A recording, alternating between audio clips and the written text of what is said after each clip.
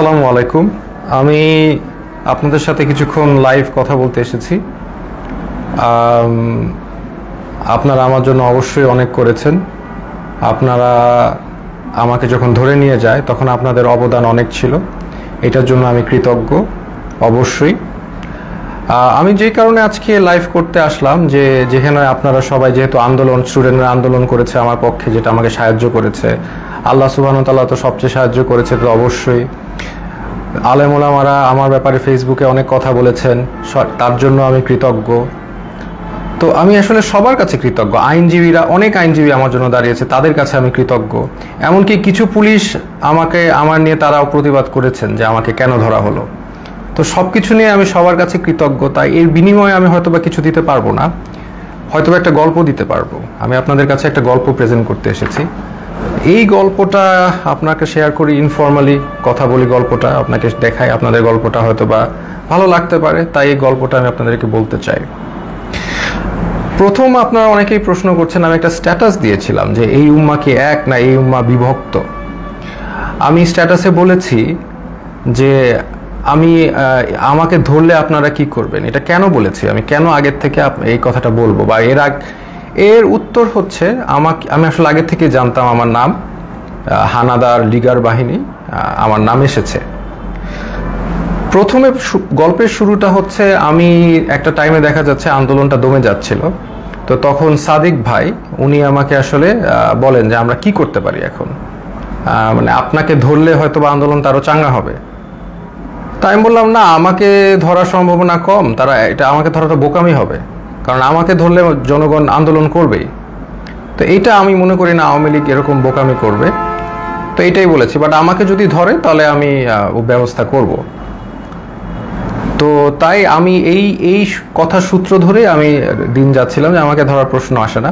But আমি তারপরও প্রস্তুতি নেওয়া শুরু করি, আমি বিভিন্ন একটা নামের লিস্ট করি যে আমাকে ধরা মাত্র কে কি করতে হবে। এবং এটা আমার ছোট বোনকে আমি শিখিয়ে দিই যে তুমি আমাকে ধরলে এই নাম্বারে, এই সব নাম্বারে ফোন দিবা, এনাকে এই কথা বলবা, ওনাকে এই কথা বলবা, অ্যাডভোকেট নাম্বার, মিডিয়ার নাম্বার, সবার নাম্বার আমি দিয়ে রেখেছিলাম। তারপরে একদিন হঠাৎ ডক্টর সরওয়ার হোসেন উনি আমাকে ফোন করে আমাকে বলেন যে আসিফ, তোমার আর আমার নাম এসেছে, তোমার আর আমাকে আটক করা হবে, তুমি এখন, আমি এইটা লাস্ট ফোন দিলাম তোমাকে, তুমি এখন তাড়াতাড়ি পালাও।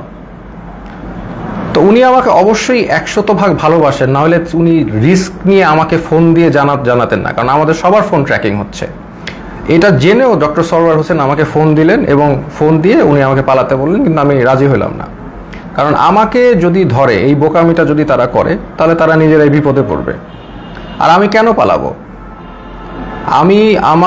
আমি যদি পালাই তাহলে তো মানে এটা তো আমি কোনো অপরাধ করি নাই। আমি যদি অপরাধ না করি তাহলে আমি পালাবো কেন? তাই আমি পালাই নাই। আমি একদম স্ট্রং ছিলাম।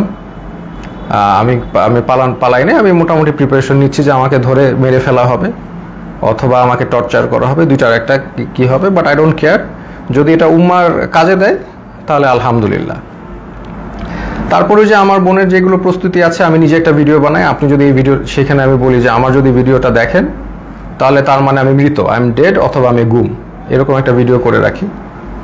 তো করে আমার বোনকে সব শিখিয়ে দিই যে আমাকে ধরলে এটা করবা, ওইটা করবা, এটা করবা, এর কাছে যাবা, একে ফোন দিবা, সব একটা লিস্ট আমি করি। তো করার পর আমি আসলে মানসিকভাবে প্রস্তুত হয়ে যাই যে I can be dead, I can be killed, আমি শেষ হয়ে যাব। বা শেষ না হলে আরও খারাপ, যদি মেরে ফেলে তাহলে তো ভালোই। আপনারা তো জানেন তারা কি পরিমাণ অমানবিক টর্চার করতে পারে। তা আমি আসলে মরাটাই বেস্ট সিচুয়েশন ধরে নিয়ে আমি প্রস্তুতি নিয়েছি। তারপর আমি মনে করেন অপেক্ষা করে একদিন ওই দিন রাতে 1টার সময় বেল বাজে। তখন আমার মনে হয় যে রাজাকাররা আসছে বা ওই লিগার হানাদাররা আসছে। তা আমি যে দরজায় দেখি কি আমার দারোয়ান। তা আমি ঘুমের মধ্যে ছিলাম, তো আসলে ওইভাবে চিন্তা করি নাই যে এইটা একটা ট্র্যাপ। আমি খুলে দারোয়ানকে জিজ্ঞেস করতে গেলাম কি, সাথে সাথে দরজা ধাক্কা দিয়ে হানাদার লিগার বাহিনী ঢুকে গেল। আমি তো মানসিকভাবে প্রস্তুত, এখন ঢুকে গেছে, এখন তো আর কিছু করার নাই। আমি বললাম আপনারা দাঁড়ান, আমি আসতেছি। এটা বলে আমি আমার ছোট বোনের মানে কাপড় নিয়ে আসতেছি, তো আমি আমার ছোট বোনের রুমে গিয়ে আমি ওর চুলটা টান দিলাম, ও রাগ করে উঠে বসলো, আমার দিকে তাকালো। তো আমি বললাম দে আর হিয়ার। তো ও বললো কে? পুলিশ। আমি বললাম you know what to do, তুমি জানো তোমার এখন কি করতে হবে, এই শেষ কথা। তারপর আমি একটা কাপড় নিয়ে আমি ওদের সাথে চলে গেলাম। ওরা আমার বাসার যে সিসি ক্যামেরা ওগুলো সব বন্ধ করে রেখেছে, কিন্তু লাকিলি একটা ক্যামেরা অন ছিল, ওরা বুঝে নাই সেটা, ওটাকে তারা ক্যাপচার হয়ে গেছে যে তারা এগুলো নিয়ে গেছে। প্রথম দিন রাতে তারা আরও কয়েকজনকে ধরার চেষ্টা করলো, পায়নি, আমাকে নিয়ে তার ডিবি অফিসে নিলেন। ওইখানে যে অবস্থা, মানে এটা ভয়ঙ্কর অবস্থা, মানে 80-100 জনের মতো লোক ছোট একটা স্পেসে, মানে কেউ বসলে কেউ শয়, কেউ শুইলে কেউ বসে, একসাথে সবাই শোয়ার স্পেস নাই। ওইখানে আরেকটা এশিয়ান ইউনিভার্সিটির একজন প্রফেসর ছিল, উনি মানে শোয়ারই চান্স পায়নি, উনি বসেই ছিলেন, কেন স্পেস নাই, মানে এত একটা কনজাস্টেড এরিয়া, ফ্যান নাই, একটা রুমে কিছু এসি ঢুকে আর বাকি সব রুমে হচ্ছে মানে একদম ফ্যান নাই, কিছু নাই, সব সময় লাইট থাকে, সব সময় সাউন্ড থাকে, আপনি ঘুমাতে পারবেন না।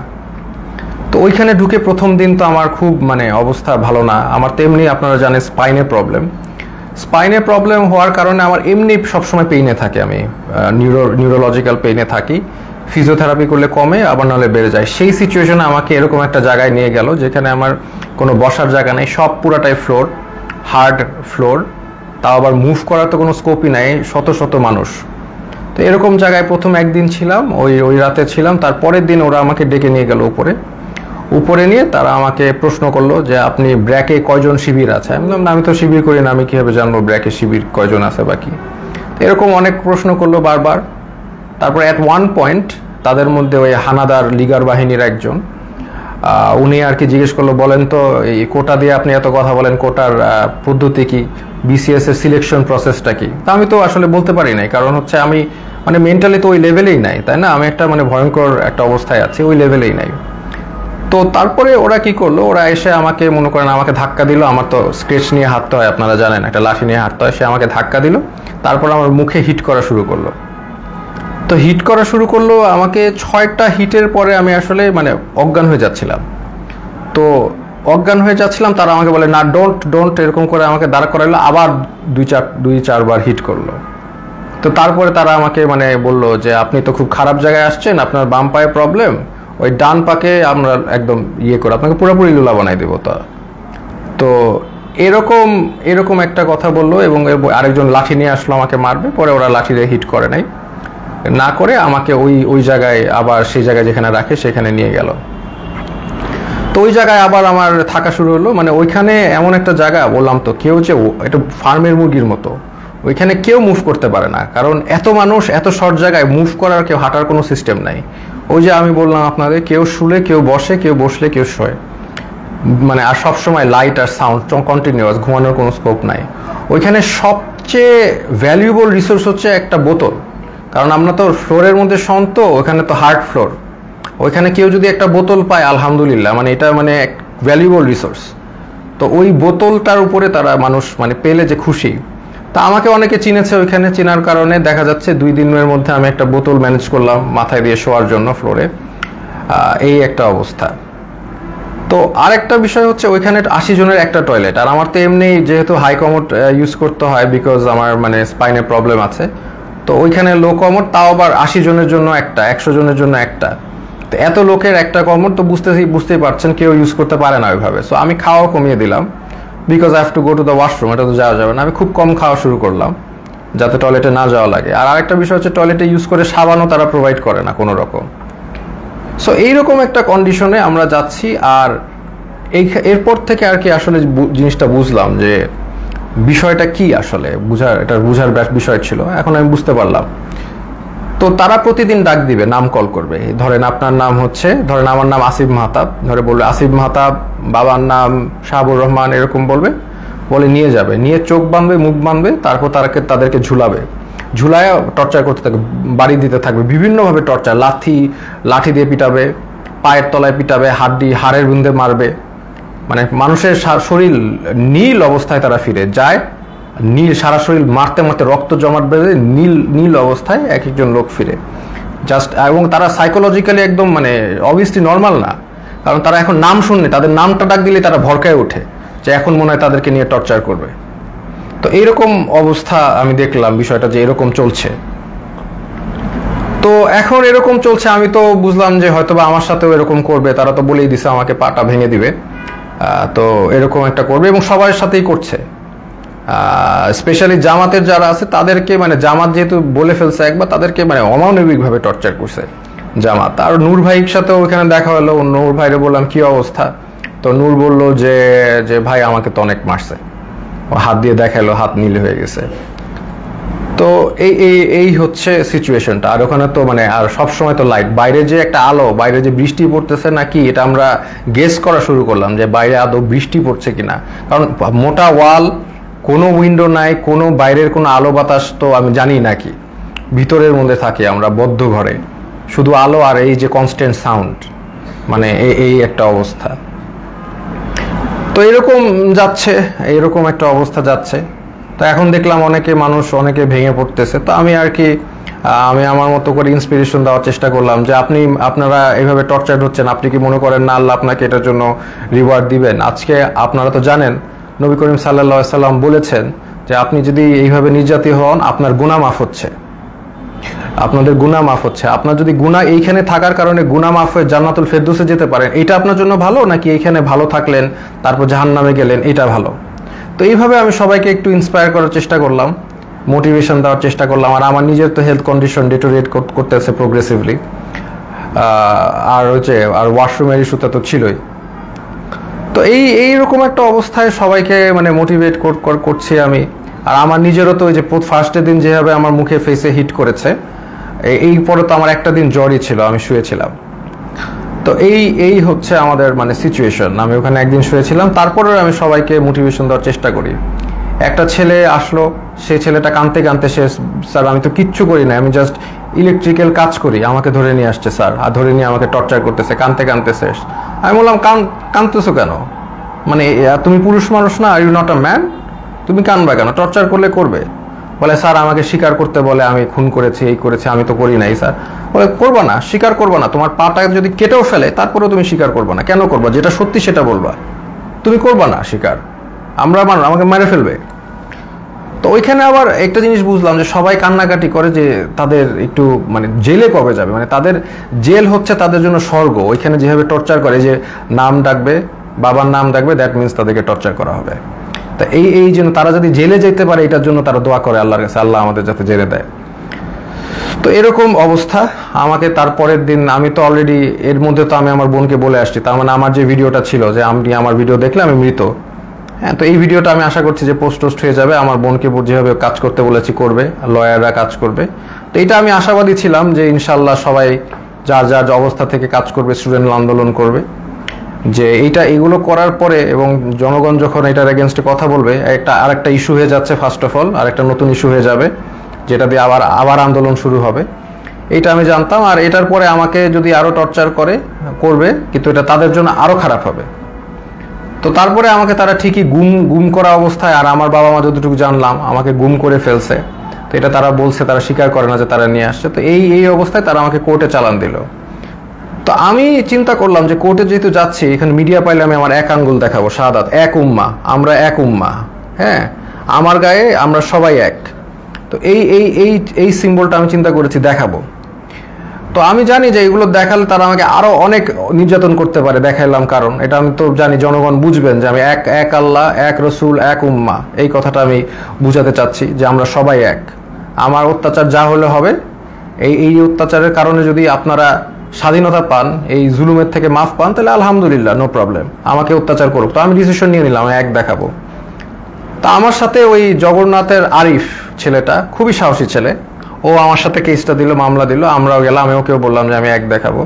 তো এই অবস্থায় এই এক উম্মা শাহাদাতের আঙ্গুল দেখিয়ে আমি ওই কোর্টে দেখালাম, এবং কোর্টে আমাকে সম্পূর্ণভাবে মানে কোর্টের যে জাজ, তিনি আমাকে দেখে চিনে বললেন আপনাকে ওখানে দাঁড়ানো লাগবে না, আপনি বসেন।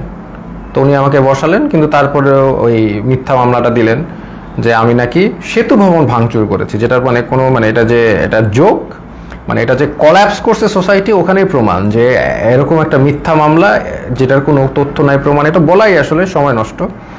তো এই মিথ্যা মামলা উনি মানে জাজ আমাকে দিলেন, আর আমাকে আবার 6 দিনের রিমান্ড মঞ্জুর করলেন। তো ওই 6 দিনের রিমান্ড আবার গেলাম, আর এই সময়টা অনেকের সাথে পরিচয় হলো।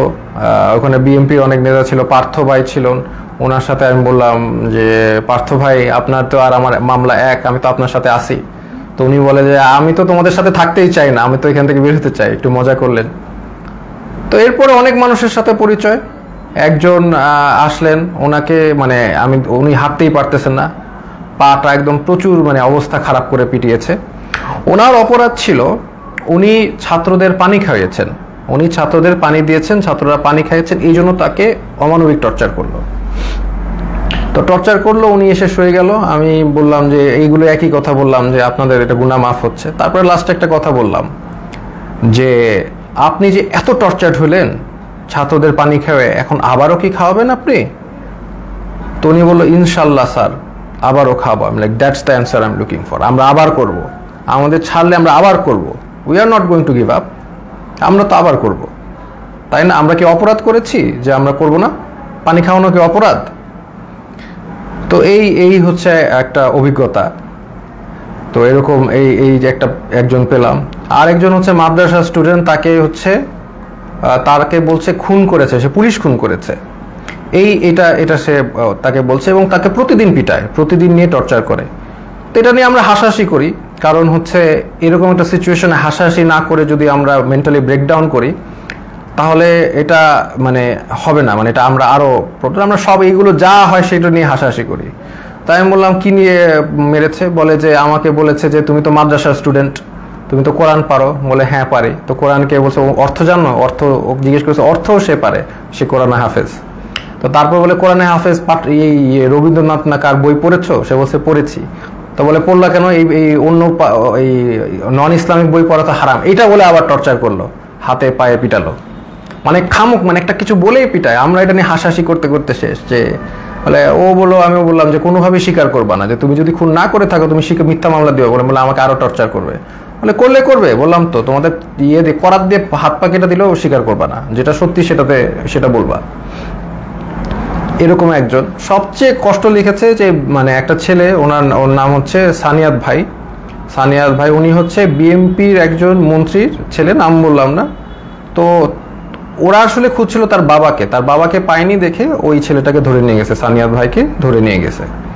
তো সানিয়াত ভাইকে 4 দিন, উনি বলছে 4 দিন ওনাকে পিটিয়েছে, চোখ বেঁধে হাতে দিয়ে ঝুলিয়ে পিটিয়েছে। এবং সবচেয়ে যেটা উনি বললো যে ওনার মাকে ফোন দিয়ে শুনিয়েছে যে তাকে যে টর্চার করছে, এটা তার মাকে শুনিয়েছে ফোন দিয়ে লিগার হানাদাররা। তো লিগার হানাদাররা মাকে শুনিয়েছে যাতে বাবা এসে তাকে দেয় এবং ছাড়িয়ে নেয়। আর যেহেতু ওনার বাবা আসছিল না, বা ওনার অবশ্যই তারা তো জানিয়ে যায়নি কোথায় গেছে, তাকে অমানবিক টর্চার করেছে। সেই ছেলেটা এমনি আমার মতোই, তার স্পাইনে প্রবলেম আছে, আমার মতোই অসুস্থ, এবং তাকে টর্চার করেছে বিভিন্নভাবে, হাতে পায়ে ঝুলিয়ে পিটিয়েছে। তো সে কাঁদতো অনেক, আমি সান্ত্বনা দিতাম, আমরাও সব বিষয় নিয়ে মজা করতাম। তো এইরকম একটা অবস্থা ওইখানে, প্রতিদিন নাম ডাকতো, প্রতিদিন নিয়ে পিটাতো। এমন রাত যে কোনো সময় ডাকতে পারে, সকাল 12টায় ডাকতে পারে, রাত 1টায়, এনি টাইম নাম আসতে পারে। নাম আসলে they will take you and torture you.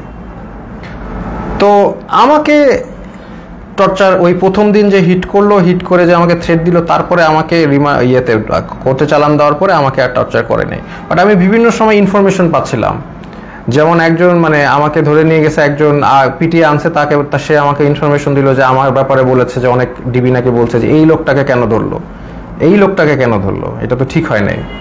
আবার আরেকজনকে ধরে পিটিয়ে এনেছে, সে বললো যে স্যার আপনার ব্যাপারে ডিবি কথা বলছিল যে আপনার ব্যাপারে 40 জন লয়ার দাঁড়িয়ে গেছে, এত সংখ্যক লয়ার তারা কখনো দেখে নাই, আপনি খুবই ইন্টেলিজেন্ট মানুষ, এগুলো তারা বলছে।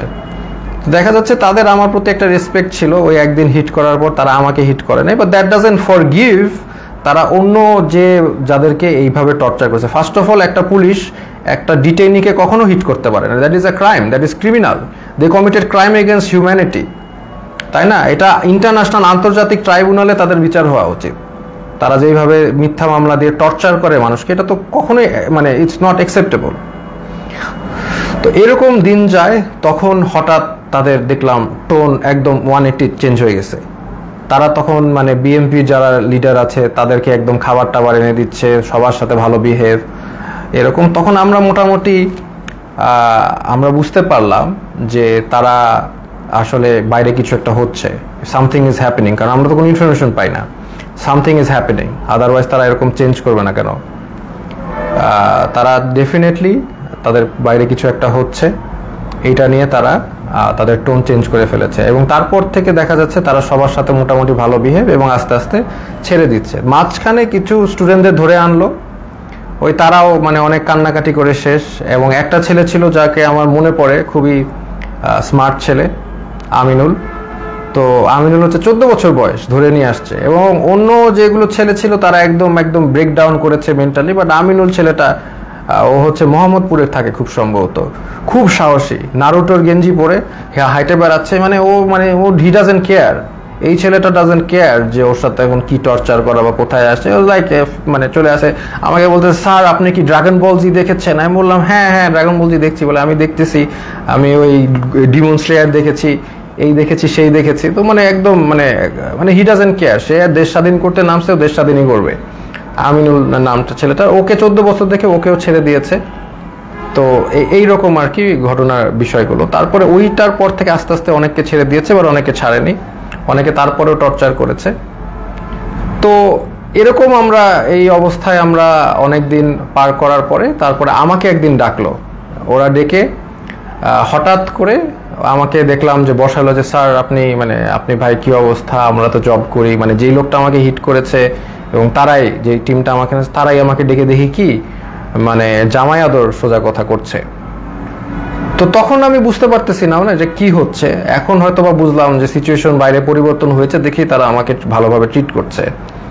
চা খাওয়ালো, বিস্কিট খাওয়ালো, ভালো ভালো বিস্কিট খাওয়ালো, মানে আপনি সোফায় বসেন, কমফোর্টেবলি বসেন, মানে এত রেসপেক্ট এরকম করছে। কেন আমি তো শিওর, আমি তো মনে করছি ট্র্যাপ। আমাকে খালি বলে যে এখন বাসা তো পুড়ে যাচ্ছে, এখন আমাদের কি করা উচিত, শেখ হাসিনার কি করা উচিত। এখন আপনারা তো অনেক টিচারও তো, আপনারা তো অনেকে ছাত্রদেরকে উস্কে দিয়েছেন, এই সেই, মানে আমাদের তো এখন আগুন ধরছে বাসায়, আমাদের তো আগুন নিভানো উচিত। মানে আমি যেটা বুঝলাম, উনি চাচ্ছিল যে আমি আসলে ছাত্রদেরকে ঠান্ডা করার জন্য কোনো বক্তব্য দেই। তা আমি এভাবে কোনোভাবে রাজি হই নাই, আমি তো হব না। তো আমি বললাম যে না, একটা প্রধানমন্ত্রী কি সিদ্ধান্ত নিবে, আমি তো আসলে প্রধানমন্ত্রীর জায়গা থেকে, মানে উনি আমাকে প্রশ্ন করছে প্রধানমন্ত্রী এখন কি করলে ভালো হবে, এটা আপনি তো বলেন। আমি বললাম না, আমি কিভাবে জানবো প্রধানমন্ত্রী কি করলে ভালো হবে, আমি তো একজন শিক্ষক, আমি তো প্রধানমন্ত্রীর কাজ তো আমি বলতে পারবো না। উনি ওনার জায়গা থেকে ওনার যেটা ভালো মনে হবে উনি সেটাই করবে, ওনার এক্সপিরিয়েন্স আছে, সেই আছে। বলে না, আপনি তো তাহলে ডিরেক্ট কথা বলছেন না, প্রবলেমেটিক কথা বলছেন, আপনার তো একটা ডিসিশন দিতে হবে। এটা একটা সিলি কথা না, আমার ডিসিশন কেন দিতে হবে, ওনার ডিসিশন আমি কেন দিব? তো এইগুলো তো অবশ্য তখন বলি নাই, সিচুয়েশন তো বুঝতেই পারতেছেন। তো এরপরে তারা আমাকে নিয়ে আসছে, তো নিয়ে এসে আবার ওখানে রেখে দিয়েছে। তারপরে আমাকে ওই আমাকে আবার কোর্টে নিয়ে গেল এবং কোর্টে নিয়ে তারা আমাকে জেলে পাঠিয়ে দিল। তো জেল থেকে তারপরে আর কি 2-1 দিন ছিল। আর তখনই আমি জেল থেকে আসলে খবরটা পাই, যে আমি পাই নাই, ওই আমার যে সানিয়াত ভাই উনি আমার সাথে ছিল, উনি বেসিক্যালি খবরটা পাই দেখলাম উনি পড়ে কাঁদতে, মানে চোখ দিয়ে পানি পড়তেছে, কাঁদতেছে। তো উনি বললো কি হলো, তো ওখান থেকে বললো যে শেখ হাসিনা দেশ থেকে চলে গেছে। আমরা তো কেউ বিশ্বাস করি না, বললাম না এটা কেন, এটা পসিবল না। তো তারপরে আরো রিলায়েবল সোর্সগুলো থেকে জানতে পারলাম যে শেখ হাসিনা ইনডিড দেশ থেকে পালিয়েছে এবং গণভবন ঘেরাও। আলহামদুলিল্লাহ, এই হচ্ছে ঘটনা। তো এইটার পরে দেখা যাচ্ছে যে আমাদের জেলে সব ছেড়ে দিয়েছে, তখন একটা মানে সবাইকে ছেড়ে দিয়েছে যারা আছে, পলিটিক্যাল নন পলিটিক্যাল প্রবলেম ছিল। তখন জেলের যারা মানে গার্ড, তাদেরকে দেখা যাচ্ছে একদল মানে ক্রিমিনালরা ওদেরকে মেরে ওরা আবার দেয়াল ভেঙে পালানোর চেষ্টা করছিল। তো উপর থেকে অনেকবার তাদেরকে ওয়ার্ন করা হচ্ছে যে এটা করো না। লাস্ট পর্যায়ে একটা গুলি একজনের গায়ে লাগে, একজন কয়েদের গায়ে লাগে, উনি হয়তোবা মারা যান, আমি জানি না, আমি জানলা দিয়ে দেখছিলাম। তারপর এটা সিচুয়েশন ঠান্ডা হয়, হেলিকপ্টার দিয়ে আর্মি এসে সবাইকে আবার তাদের সেলে ঢুকায়। তো এরপরে তো ঘটনা আপনি জানেনই যে আলটিমেটলি সবাই আমি বের হয়ে যাই, আমাকে বলে ছাত্রদেরকে ঠান্ডা করতে এই জেলের সামনে। আমি তো মানে আমি আমার মতো বলেছি, কিন্তু তার মানে যে এখন তারা যে ক্রাইম এগেনস্ট হিউম্যানিটি করেছে এটা তো আর মানে ইয়ে করা যাবে না। অমানবিক টর্চার কত প্রকার ও কি কি সেটা আপনি ওই ডিবির ওইখানে গেলেই বুঝবেন আর কি, এই আর কি। তো এনিওয়েজ এইটাই হচ্ছে আজকে আমার ছোট গল্প। আমি আসলে যদি জাস্ট আর 5টা দিন বা 3টা দিন আগে বের হতে পারতাম তাহলে আপনাদের সাথে যোগ দিতাম ইনশাল্লাহ। ফিল্ডে হাঁটতে পারি না, বাট আমি তাও যোগ দিতাম। ইনফ্যাক্ট আমি আগেও ওই অবস্থায় আমি আপনাদের সাথে আন্দোলন করেছি রাস্তায়, তাও আমি যোগ দিতাম এবং আমি যাক মানে আমি গণভবনের দিকে আগাতাম। মরলে মরছি, মৃত্যু সবারই হবে এটা তো আমি বলেছি, মৃত্যু হলে শহীদ, সমস্যা কি। তো এই জন্যই আমি আপনাদের সাথে দুঃখ প্রকাশ করছি যে আমি আসলে আপনাদের সাথে ওই মার্চে যোগ দিতে পারিনি। যদি একটু আগে বের হতে পারতাম তাহলে অবশ্যই যোগ দিতাম। শহীদদের প্রতি শ্রদ্ধা জানাচ্ছি। আমি এখানে আমার লাইফ শেষ করছি। এটাই আমার ছোট গল্প। খুব ডিফিকাল্ট টাইম চলে গেছে, কন্টিনিউয়াস নয়েজ, কন্টিনিউয়াস লাইট, শোয়ার জায়গা নাই, একসাথে মানে হাঁটার জায়গা নাই, এবং কন্টিনিউয়াস নাম কল, যে কোনো সময় নাম আসতে পারে। তবে ওই যে আরিফ ছেলেটাকে আমি অনেক শ্রদ্ধা করি, কারণ ও বলেছে আর কি, ও বলছে যে অন্য সমগ্নায়করা তো বলেছিল যে ওরা কথা বলে তারপরে বলেছে, তো বলছে আমিও তো বলে দিয়ে আমি তাহলে যাই। আমি বললাম না, তুমি এখন কোনো না, কিছু মানুষের লক আপ থাকতে হবে, কিছু মানুষের বুঝতে হবে যে কিছু মানুষ এখনো ভিতরে আছে এবং মানে অন্যায় চলছে। তো এই জন্য আমি আর ওই জগন্নাথ ইউনিভার্সিটির খুব সম্ভবত আরিফ ছেলেটা মানে খুব সাহসী কথা দেখিয়েছে, এই জন্য আমি তাকে সম্পূর্ণ রেসপেক্ট করি। এইটাই আমি বলে শেষ করছি। আপনারা এই যে যারা নির্যাতিত হয়েছে, যাদেরকে টর্চার করেছে, যাদের এগেনস্টে ক্রাইম এগেনস্ট হিউম্যানিটি করা হয়েছে, তো তাদের বিচার আসলে চেতে হবে। আসলে এটা না আমি বলতে কষ্ট হচ্ছে, কারণ নবী করিম সাল্লাল্লাহু আলাইহি ওয়াসাল্লাম যখন মক্কা বিজয় করেন তখন উনি কিন্তু 12 জন যুদ্ধাপরাধী বাদে সবাইকে ক্ষমা করেন। কিন্তু এইখানে যেগুলো হয়েছে these are crimes against humanity. এখানে আসলে মানে মাফ কীভাবে করা যায় আমি জানি না, বা যাই হোক যতটুকু পারে আমরা ক্ষমা করি। আমরা চাই না একটা মানে সব যে ভালো পুলিশ তার গায়ে হাত উঠুক, আমরা চাই না যে কোনো দোষ করে নাই তার উপর আক্রমণ হোক। কারণ আমি এরকম একজন এসেছে, একজন ডিবি অফিসে একজন আমার সাথে দেখা করেছে, ডিবি পুলিশ, যে বলেন স্যার আমার 2 ছেলে আছে, একজন বুয়েটে একজন মেডিকেলে, দুজনই আপনার জন্য অনেক দুঃখ করেন, দুজনই আপনাকে মনে করেন। আমি বললাম বলেন যে স্যার ভালো আছে, বলেন স্যার ভালো আছে। তার মানে সব পুলিশ যে মানে বেঈমান, সব পুলিশ যে ওই লিগার তা কিন্তু না, কিন্তু এটা আমাদের বুঝতে হবে। তো আমরা ফরগিভ করার চেষ্টা করি, আর যারা একদম এরকম ক্রাইম এগেনস্ট হিউম্যানিটি করেছে তাদেরকে আমরা ইনশাল্লাহ বিচারের আওতায় আনবো। আসসালামু আলাইকুম ওয়া রাহমাতুল্লাহি ওয়া বারাকাতুহু। শুভরাত্রি।